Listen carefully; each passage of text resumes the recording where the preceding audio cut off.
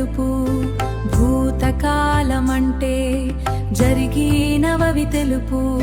వర్తమాన కాలమనగా జరుగుతున్నవి చూపు.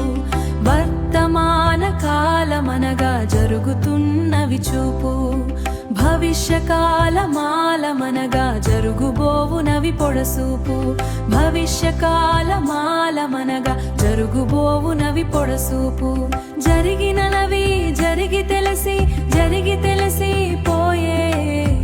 జరుగుచున్నవి చూచి కలవరపడుతుంటివి. జరుగుచున్నవి చూచి కలవరపడుతుంటివి. జరుగుచున్నవి చూచి కలవర